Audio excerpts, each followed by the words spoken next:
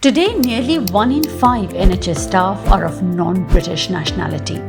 BAME, that is Black, Asian and minority ethnic staff, now make up 24% of the NHS workforce, with Indian origin professionals forming the largest group. However, only 7% of NHS senior leaders come from the BAME background, and they are over twice as likely to experience discrimination compared to their colleagues.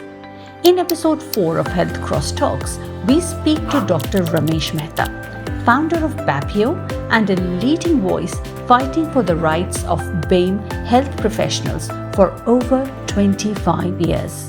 Today, we speak to him about treatment of the diverse workforce in the NHS. Delighted to have SBI UK as our show sponsor, backed by 100 years in the UK.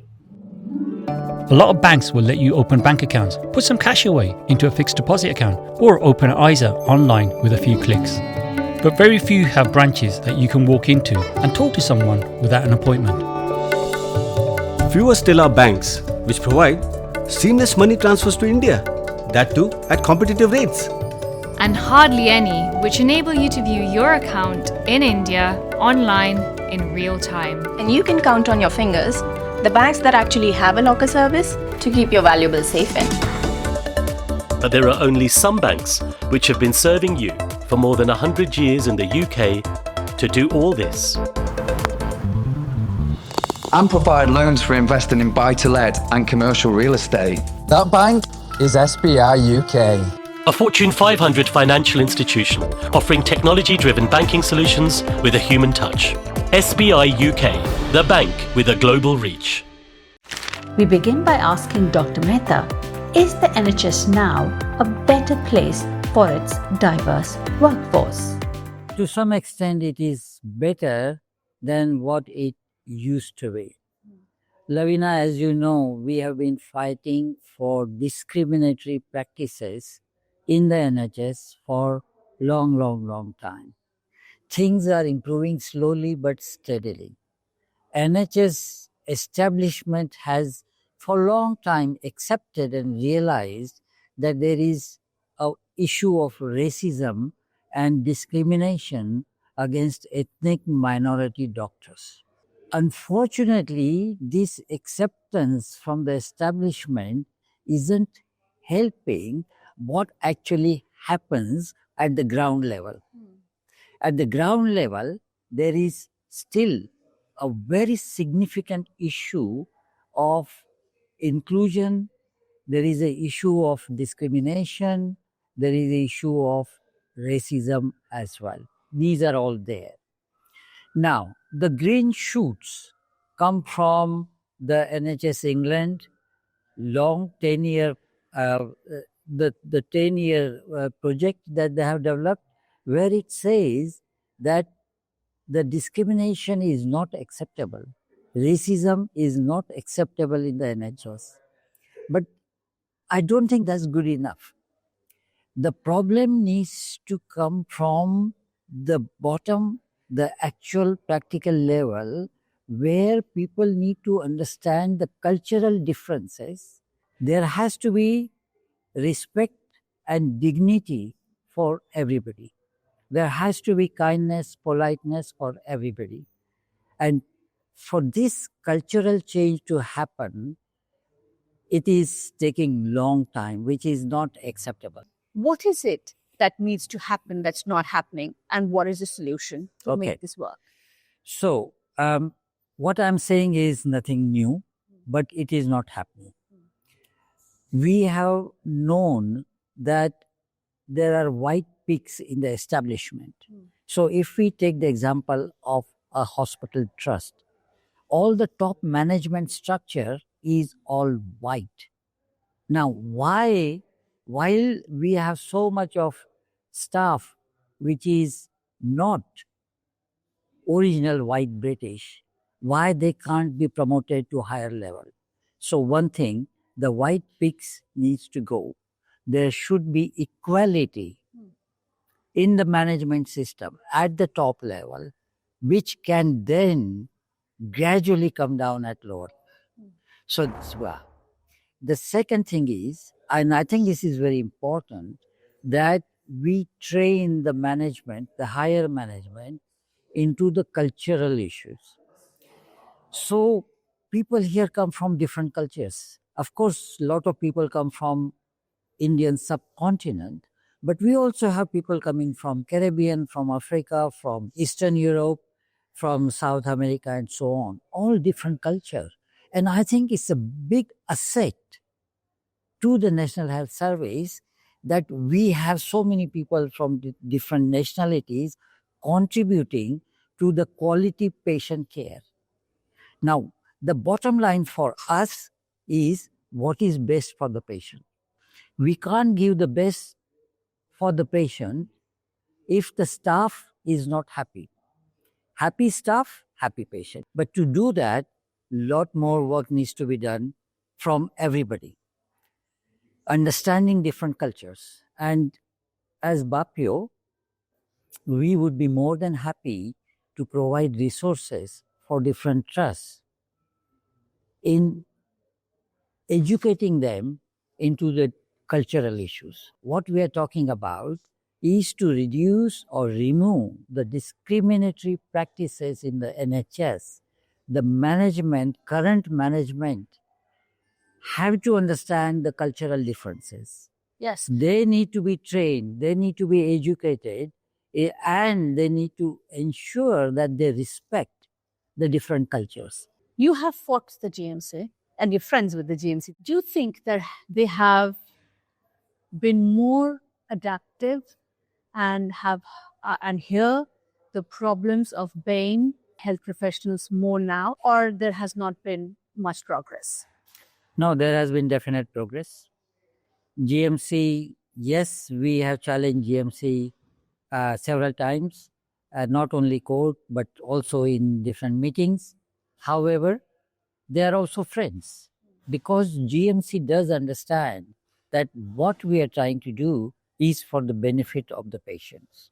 And to be fair to the GMC, they are trying their best to see how the discriminatory practice against doctors who are referred to the GMC is gradually reduced. They are very keen to ensure, and they have given themselves 10 years, which I think is a very long time, but they have said in 10 years there should be no discrimination between the white local graduates and the international medical graduates when they are referred to the GMC. But GMC is only one institution. At the moment there is. Oh yeah, and they accept it. There is a problem. But this, so for example, what would the problem look like? The problem looks like this, that if ethnic minority doctor is referred to GMC, first of all, in the screening process, there are a lot more doctors who will be sent to MPTS, which is the next level of taking them to, say, court. While in that screening process, if it was a white doctor, then they are likely to stop there. Right. Once they go to the next level, MPTS, then the ethnic minority doctor is much more likely to be punished as compared to if there was a English doctor with similar issue. Right. But GMC, by the way, is only one of so many different institutions where there is the issue of discrimination and racism, which includes all the royal colleges, which includes the Department of Health, it includes the NHS England, it includes all the trusts. So everywhere there is an issue. Yeah, indeed.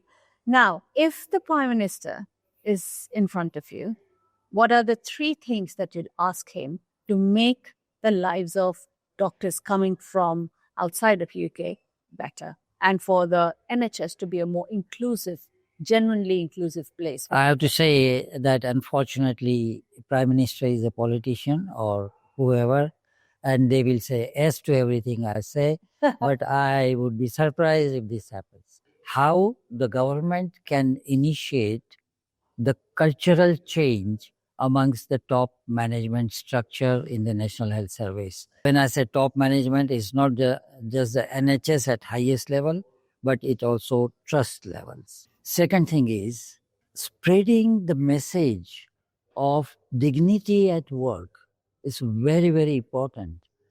We have a policy. I mean, all the trusts have policy for dignity at work, but there is no way to audit if this policy is working or not. Now, fortunately for BAPIO, we have taken up this project to see how we can develop the standards against which this policy can be audited. Now, to be fair to NHS England, they have given us 3 fellows to do the research on this aspect, and hopefully within next year or so, once our research pilot project is completed, these standards will be circulated to all the NHS trusts. The final thing is, as you said already, last year 20,000 international medical graduates were recruited into NHS at various levels. But there is discrimination between these doctors and the doctors who are locally trained doctors who are in the training post. So almost all of these doctors who are recruited from abroad are called locally employed doctors. They don't get training similar to the locally trained graduate. And this has to come out. And I have to say that I'm pleased that the NHS England is taking now steps which wasn't happening in the past, where they are trying to see that how there is equality of training and the support mechanism for the doctors who have come from overseas. So the 3 things in short are? Yeah. So the first thing is influencing the culture into the NHS. The second thing is ensuring dignity at work, not just on the paper, but in real life.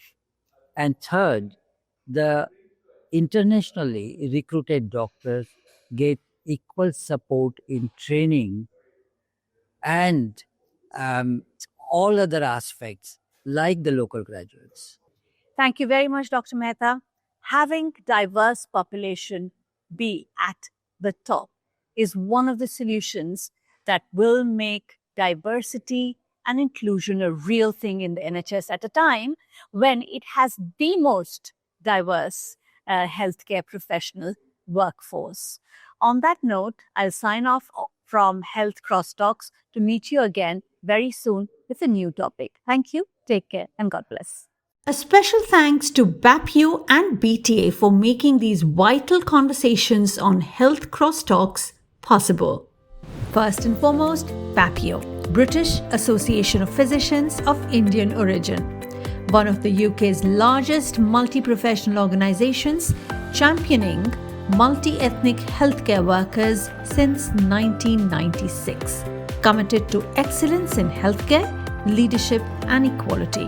BAPIO Training Academy, empowering medical professionals with top-tier training and development. Thank you ever so much, BAPIO and BTA, for making this conversation possible.